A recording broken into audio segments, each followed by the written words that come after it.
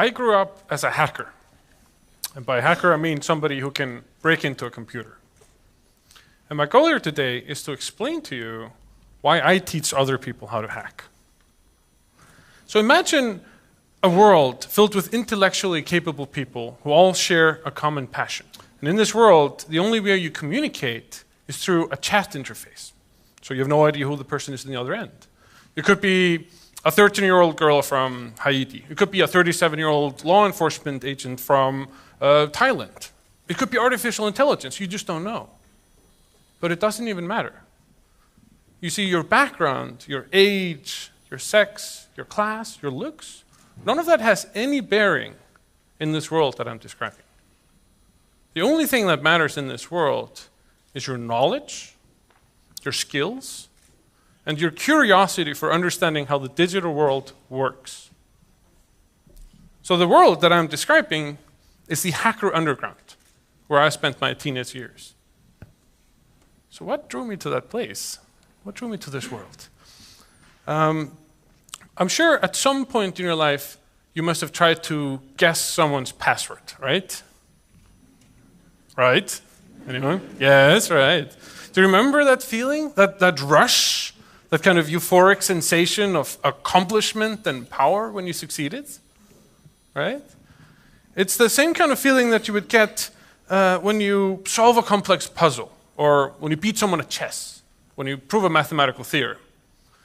You feel as if somehow you outsmarted a real or imaginary opponent, right? So hackers get that same exact rush when they defeat someone's program to make it do something it was not intended to do, or when they gain unauthorized access to someone's system. And it's really not that hard to relate. I mean, imagine this. You're in your online bank, and you're about to transfer money to your friend. And just for kicks, instead of putting in the amount, you put in the number 0, just to see what happens, just for kicks. And nothing happens. And you persist. You keep at it, and you try to try something else, and you start putting in letters instead of numbers. And again, the website blocks it. And you persevere, and you try again, and you try putting in a negative number, just to see what would happen. And lo and behold, it goes through. And what have you done? Now, instead of you transferring money from your account to your friend, you've effectively taken money from your friend's account to put it into yours, right? Without any notification. Can you imagine what you would feel like if you had just discovered this? Right? I'm sure you would feel surprised. I'm sure you would feel slightly elated. I'm sure you would feel like as if you outflanked an entire army of programmers whose only purpose it was to try to keep out people like yourself. And I'm sure you would feel a little bit uneasy that it was this easy to defeat the security of the site to which you were trusting your money. Right?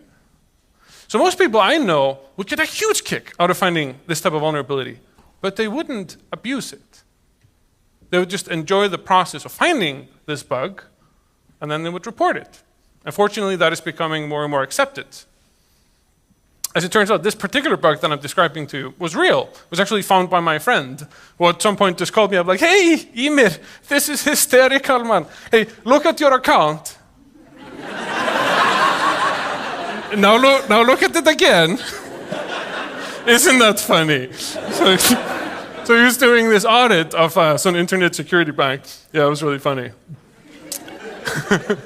Anyway, so I'm sure some of you can relate, but during your teenage years, you don't really have much of a moral compass. Somebody can relate to that, I hope. Right? So I was sitting at one point in my room, and I was hacking this server at an Icelandic internet service provider. And some member of my family picked up the phone and was like, "Oh, Ymir, are you on the phone?" Which disconnected me from the internet. This is from the time when everybody had modems, right? But moreover, it disconnected me from the server that I was hacking and left that server completely unusable and in such a state of disarray that I couldn't even get back into it. And I just remember sitting there, looking at my screen, feeling utterly devastated over what had happened. I had no idea what to do. I had this cancerous feeling of guilt in my gut. I really had no idea what recourse I had. And I remember spending the entire night with my friends just discussing what to do. And it was decided that the following morning I would go to this company and tell them what I had done. And so in the morning, I go with a friend, we catch the bus, and we go to the place, we talk to the secretary phones up the system administrator, and then we waited. And we waited.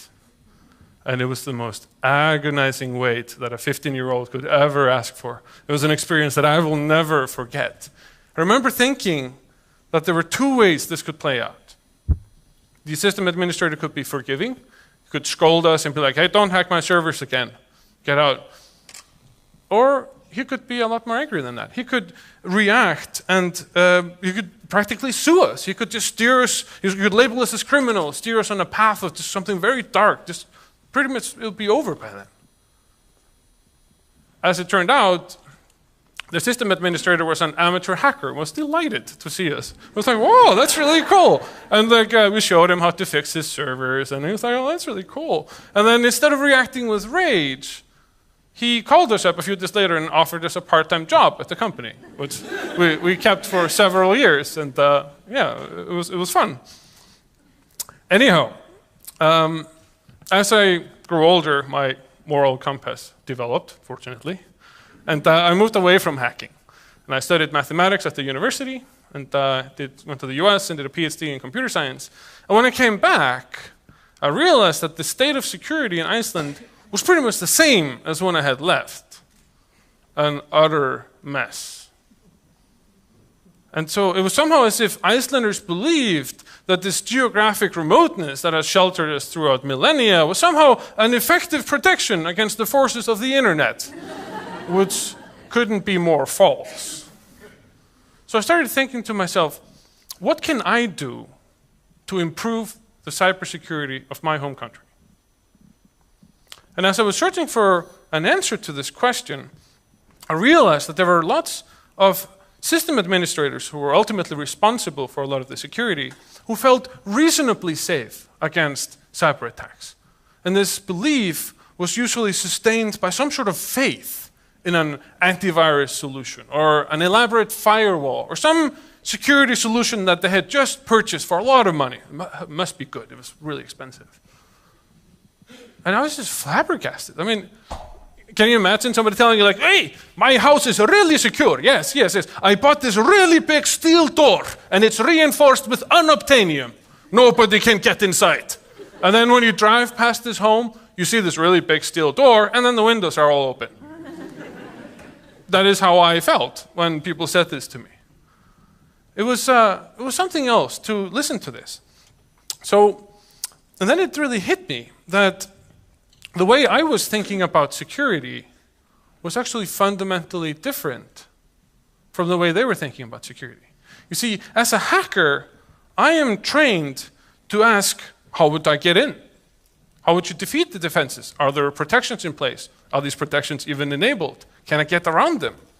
I'm trained to ask all these questions. I mean, ask yourself, how would you break into your own home? Have you ever thought about that? Right? How would you do it? Like, or you can ask a friend.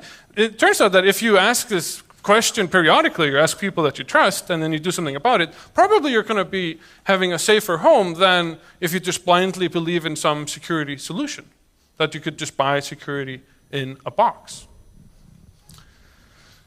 So, what I decided to do was that I wanted to somehow transfer this mindset that I had, this hacker mindset, on to people so that they could also see my perspective on things. And what I decided to do was just to start teaching hacking. That I would teach how software breaks, how defenses get thwarted, and how people bypass all these new protections that are coming about, and how new protections come in their place, how this cat and mouse game is played out. Because you see, security is actually really hard. Because as a defender, you need to anticipate every possible way somebody might try to break in. But the hacker only needs to find one way in, right? So what did I do? Well, I did three things. I had three approaches to try to improve the state of affairs through teaching hacking. The first one is that I started teaching a university course at Reykjavik University, where every year we have 20 to 30 graduates who understand the very low-level details of what it is to hack and how things break and how to break them. They understand this cat and mouse game that is being played in the security industry. And these are the people that are going to be in critical roles at the Icelandic companies from time to come. And they're going to understand that, like, hey, firewalls are not actually very effective anymore. It's not going to be sufficient, right? These are the people that are going to be in these key roles, making decisions, which now in this time of so many cyber attacks, we don't even hear about all of them. And in this time where we have industrial espionage raging and becoming more and more prevalent, these are the people that are going to make a difference.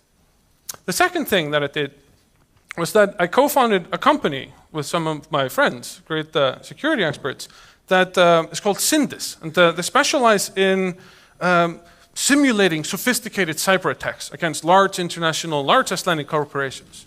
And as a part of what we do, a part of our strategy, is that we try to take the people that work at these companies and teach them the things that we do. Teach them how we defeat their defenses. To try to educate them with this hacker mindset that we have, so that they too can understand the context of security a lot better. And clearly we were filling some sort of needs, because the biggest problem we've had at this company is to manage project workload.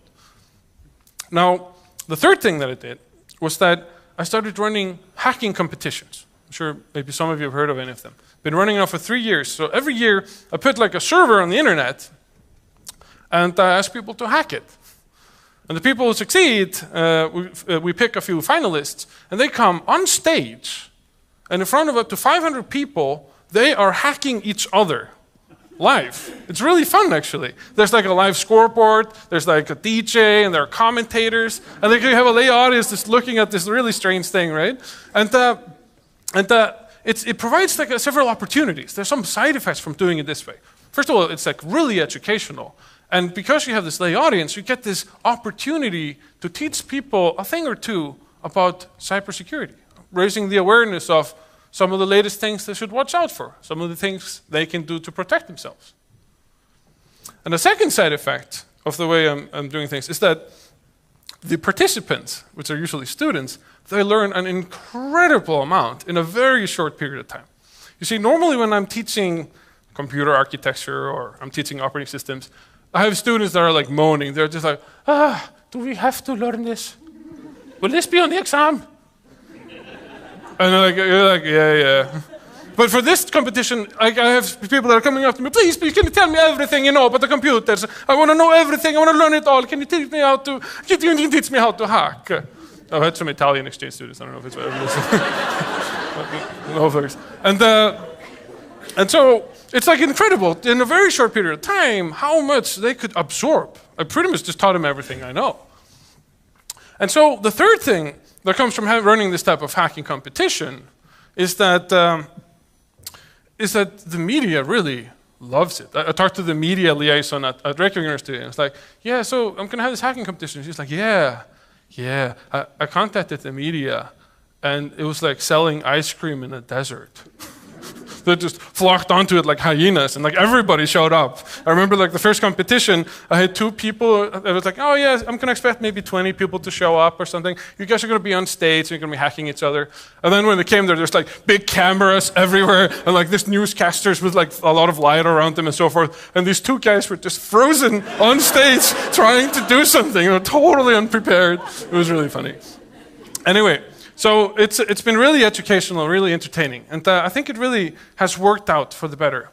But I know there's this lingering doubt in the back of your mind. There's this question, which is, wait a second, aren't you just arming people with digital weapons? Right? And to an extent, that's true. I am indeed teaching people skills that they could abuse. But so are chemistry professors. So is the police academy. So is your martial arts teacher. And just like these people, I am putting trust in my students. I'm putting trust that they're not going to abuse their skills. In fact, they have to sign a waiver that they're not going to do it for anything unethical. And I spend a lot of time with them trying to understand these ethical dilemmas that get created through the power that is hacking. Imagine, for instance, if you find an exploit that could make you walk into any computer on the planet. What would you do? Now, what would you do if somebody offered you $500,000 for it? $1 million, right? These are real questions, and this is really how the environment works in the underground. So, I actually believe that I have swayed some people whose moral compass was not fully developed, some people who were making choices that they might later regret, some younger versions of myself. I may have swayed them on a path where they are becoming constructive members of society and making choices that are improving the security of us all. And because there was somebody who did that for me many years ago, and something that I'll never forget, and it's something that I want to pay forward, and that is why I teach people how to hack. Thank you.